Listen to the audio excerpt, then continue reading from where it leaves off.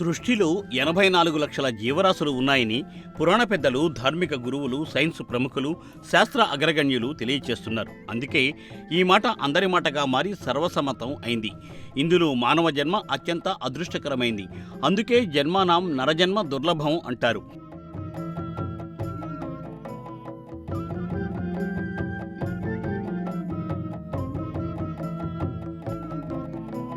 పాప పుణ్య విచక్షణలు తెలుసుకోవాలన్నా, పుణ్యకార్యాలతో ఉత్తమగతులు పొందాలన్నా, అత్యున్నత పుణ్యఫలాలతో దైవేక్యం చెందాలన్నా ఒక్క మానవ జన్మ ద్వారానే సాధ్యమవుతుంది. మానవ జన్మకు ముందు ఎవరైనా గోజన్మ ఎత్తుతారని, ధేనువులో సమస్త దేవతలు కొలువై ఉంటారని పెద్దలు చెబుతారు.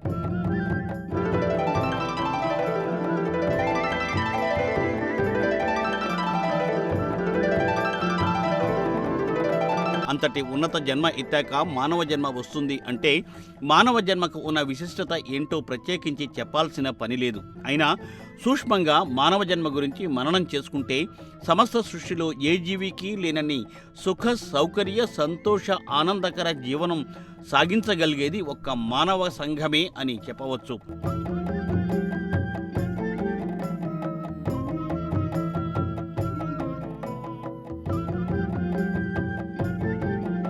ఏ విషయాన్నైనా స్పష్టంగా నోరారా చెప్పగలిగేది ఒక్క మానవుడే. మనిషి తప్ప మిగిలిన జీవులన్నీ మూగజీవులే. నోరు లేని జీవాలన్నీ వాంఛారహితంగా సేవలు అందించి పరోపకారార్థం ఇదం శరీరం అనే మాటను సార్థకం చేస్తాయి. అసలు ప్రకృతిలోని తరువులు, నదులు, జంతువులు అన్నీ ఈ సుభాషిత వాక్కు మార్గానే వెళ్తాయి. అందుకే మానవ జన్మను సార్థకం చేసుకోవాలి. మానవ మనసు కోరికల పుట్ట. వాంఛన పుట్టినిలైన మనసులోని ఆరాటమే కోరిక. చలమల్లో తోడని కొద్దీ నీరు ఊరినట్లు మనసులో కోరికలు సదా పుడుతూనే ఉంటాయి. మనసు కొలిమిలో కోరిక ఇంధనం.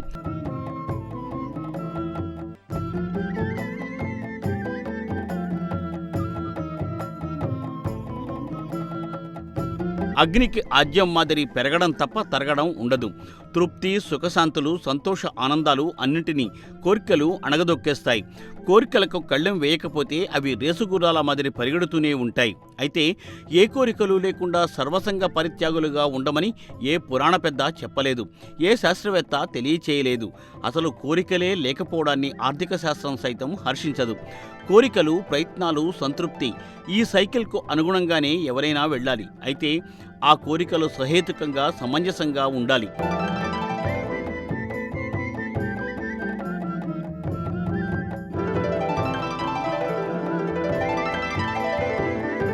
ధనం మూలం ఇదం జగత్. ధనమే అన్నిటికీ మూలం. ధనం విలువ తెలుసుకోవడం మానవ ధర్మం. ధనరహిత జీవితం దుర్భరం. అయితే అతి సర్వత్ర వర్జియేత్ అనే సూత్రాన్ని కూడా ఇక్కడ అన్వయించుకోవాలి. న్యాయ సంపాదన తప్ప అక్రమార్జన వైపు దృష్టి వెళ్ళకూడదు.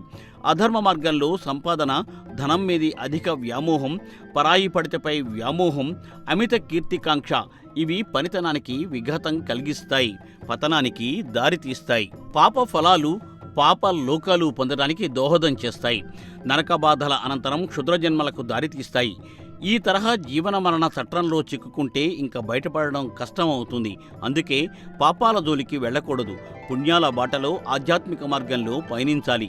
సదా భగవద్భక్తిలో తరించి ధార్మిక చింతనతో జన్మ ధన్యం చేసుకోవాలి. ఊపిరి చొరబడితే పుట్టుక, ఊపిరి నిలబడితే మరణం. గాలివాటు బతుకు, క్షణభంగుర జీవితం.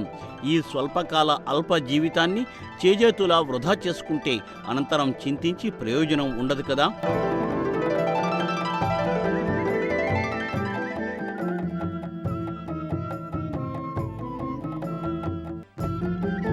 కారణాలు ఏమైనా గతంలో దైవభక్తి, ఆలయ దర్శనాలు కొంతమేర తగ్గాయి. అయితే కోవిడ్ కారణమో, విలయాలు, ప్రళయాలు, ప్రకృతి బీభత్సాలు, విగత జీవులుగా మారుతున్న వైనాల వల్లనో ఇప్పుడు ఎక్కడ చూసినా ఆధ్యాత్మిక వైభవం కనిపిస్తోంది. ఇది శుభ పరిణామమే. కృత, త్రేత, ద్వాపర యుగాలు జ్ఞప్తికి వచ్చేలా ఆధ్యాత్మిక క్రతువులు దర్శనమిస్తున్నాయి. సర్వ ప్రాణికోటి సంక్షేమార్థం, లోక కళ్యాణార్థం సాగించే యజ్ఞాలు, యాగాలు కనిపిస్తున్నాయి ఇప్పుడు. భక్త జనవాహినితో ఆలయాలు శోభిల్లుతున్నాయి. ఆధ్యాత్మిక ధార్మిక కార్యక్రమాలతో అలరారుతున్నాయి. ఇక పండుగలు పర్వదినాలు వస్తే నదీ తీరాలు, సాగర తీరాలు, పుణ్యతీర్థాలు, పుణ్యక్షేత్రాలు భక్తజనులతో కిక్కిరిసిపోతాయి. ఏ చిన్న పండుగ పర్వదినం వచ్చినా ఉభయ తెలుగు రాష్ట్రాల్లో ఆధ్యాత్మిక సంబరాలు అంబరాన్నంటేలా సాగుతాయి.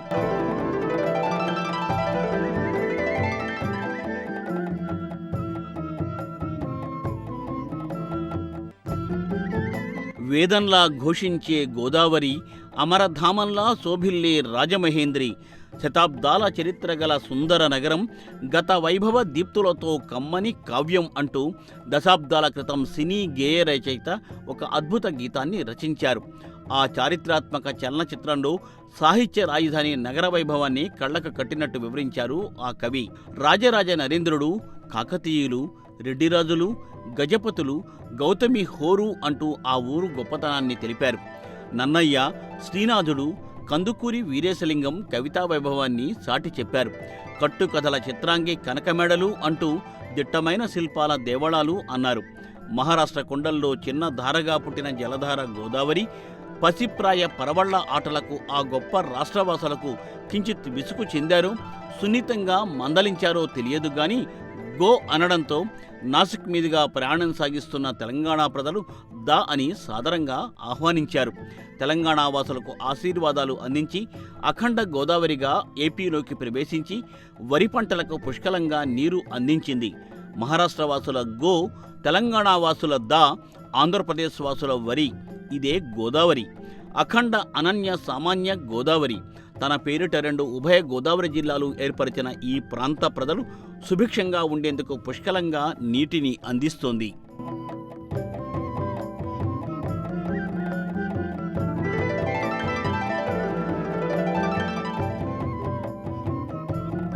ఉమ్మడి ఉభయ గోదావరి జిల్లాల్లోనే విశాల గోదావరి ప్రాంతంగా రాజమహేంద్రి పేరొందింది.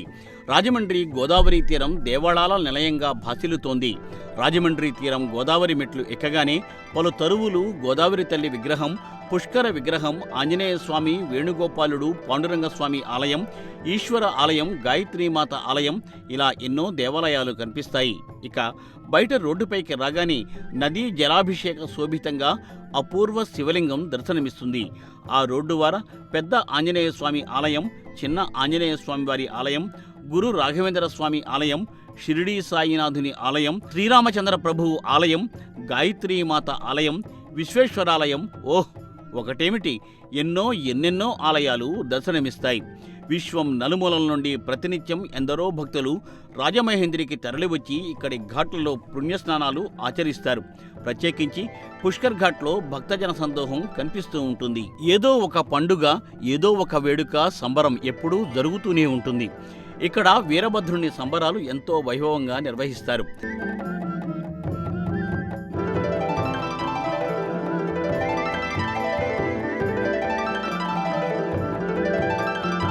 తెలిసి పాపాలు చేయరాదు, తెలియక కొన్ని పాపాలు చేస్తుంటాం. తెలిసి చేసినా తెలియక చేసినా పాపఫలాలు అనుభవించాల్సి ఉంటుంది. చెడని పదార్థాల్లా పాపాలు పట్టి పీడిస్తాయి. అయితే పాపాలు పటాపంచలు చేసి పుణ్యఫలాలు అందించేవి నదీమ తల్లులు.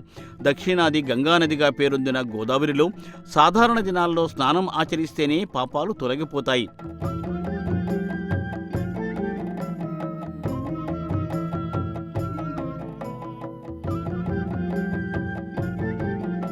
ఇక పండుగలు పర్వదినాల్లో ఆచరించే స్నానానికి విశేషమైన ఫలితాలు ఉంటాయి. ఇక పుష్కర స్నానం అంటే ఆ పుణ్యఫలాలను వర్ణించడం ఎవ్వరికీ ఎప్పటికీ సాధ్యం కాదు. 12 ఏళ్లకోసారి 12 పుణ్యనదులకు పుష్కరాలు వస్తాయి. అయితే గంగానది పుష్కరాలకు ఎంత పెద్ద సంఖ్యలో భక్తులు పుణ్యస్నానాలకు తరలి వెళ్తారో అంతకు మించి గోదావరి నది పుష్కర స్నానాలకు విచ్చేస్తారు. ఆది పుష్కరాలు ఏ రీతిలో చేస్తారో అదే రీతిలో అంత్య పుష్కరాలు నిర్వహించే ఏకైక నదిగా గోదావరి నదికి పేరుంది. ఆ గోదావరి నది పుష్కరాలు 2027లో రాబోతున్నాయి. ఇందుకు ఇప్పటి నుండే రాష్ట్ర సర్కార్ పెద్దలు సన్నాహాలను ప్రత్యేకించి చేస్తూ ఉన్నారు. ప్రత్యేకంగా కార్తీకంలో గోదావరి నదికి వచ్చే భక్తుల సంఖ్య అపరిమితంగా ఉంటుంది. ఆ సమయంలో వీరభద్ర సంబరాలు వేరే లెవెల్లో జరుగుతూ ఉంటాయి.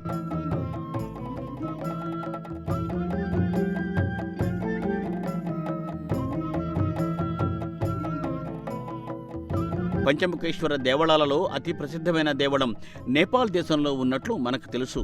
అయితే ఆ స్థాయిలో పంచముఖేశ్వర ఆలయం ఉత్తరాంధ్రలో నేటి విజయనగరం జిల్లా, ఒకప్పటి శ్రీకాకుళం జిల్లాలో ఉంది. శ్రీకాకుళం జిల్లాలో దేవళాల వైభవం ఎంత గొప్పదో అందరికీ తెలుసున్న విషయమే. అరసవిల్లి, శ్రీకూర్మం, శ్రీముఖలింగం ఇలా ఎన్నో అతి ప్రాచీన దేవళాలు సిక్కోలులో ఉన్నాయి. ఉత్తరాంధ్ర అమ్మవారిగా, చల్లని తల్లిగా, భక్తుల పాలిటి కల్పవల్లిగా పైడితల్లి అమ్మవారి కీర్తి అందరికీ తెలిసిందే.